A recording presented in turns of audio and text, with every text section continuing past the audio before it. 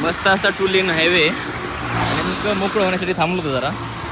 तर एक गोष्ट दाखवायची आहे, कार ओनर, प्रत्येक कार ओनरनी आता स्पेसिफिक एक VWची जी गाडी ओन करतात त्यांच्यासाठी एक गोष्ट सांगायची मला.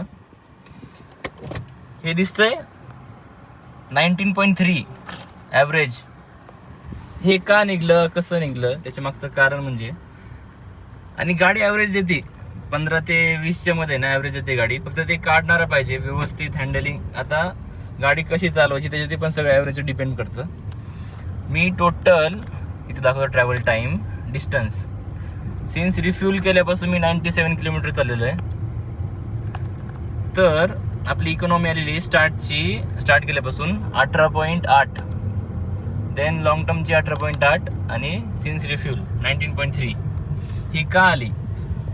तुमचं मेन RPM कडे लक्ष द्यायचं आहे. तुम्ही गाडी कशी चालवताय, RPM किती ठेवताय, हे गिअर कसं चेंज करताय, त्याच्यावरती सगळ्या गोष्टी डिपेंड करतात. आता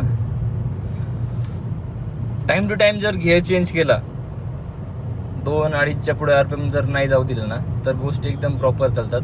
आणि स्पीड मी मेंटेन केलं 80 ते 100, 100च्या पुढे नाही गेलेलो, त्याच्यामुळे एवढं व्यवस्थित ॲव्हरेज निघालं आहे. पण I also agree with that की गाडी सिटीमध्ये 10च्या पुढे ॲव्हरेज देत नाही, ही मात्र नक्की आहे. पण आता हायवेला तुमच्या हातात आहे ॲव्हरेज किती काढायचं, कसं काढायचं ते. लाईव्हला दाखवतो एक एक्झाम्पल. आता इकॉनॉमी दिसतीये आपल्याला, रेग्युलर नॉर्मल चाललं तर 12, 11, 12. तेच जर मी थोडंसं स्ट्रेच केलं तर डायरेक्टली आली 6, 5, बरोबर. तर RPM आणि तुम्ही एक्सलेटर गिअर चेंज कसं करताय त्याच्यावरती डिपेंड आहेत गोष्टी. व्यवस्थित असं नॉर्मली चाललं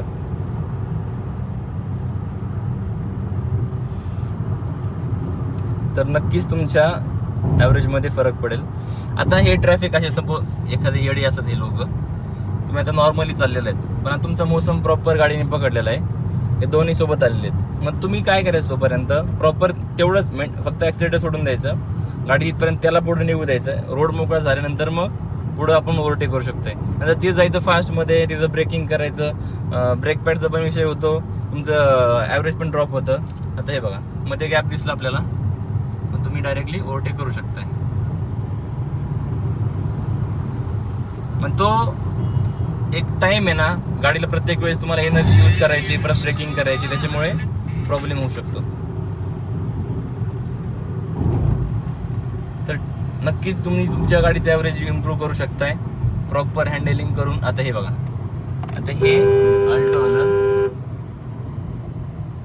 मला ब्रेकिंग करावंच लागणार ना, माझं मोसम कट होणार, त्याच्यामुळे ॲव्हरेजवरती इम्पॅक्ट पडणार. तर नॉर्मली चालू द्यायचं, फक्त ॲक्सिलेटर सोडून दिले, हा मागे आला, साईड दिली त्याने, हळूच डायरेक्ट नाही वाढायचं ॲक्सिलेटर, त्याने पण एक प्रॉब्लेम होऊ शकतो. हळूहळू तुम्ही गोष्टी जर केल्या तर नक्कीच आपल्या चॅनल सबस्क्राईब करा. अशा इन्फॉर्मेटिव्ह व्हिडिओ पण टाकत जाऊ. काही फायदा झाला असेल तर शेअर करा व्हिडिओ. थँक्यू.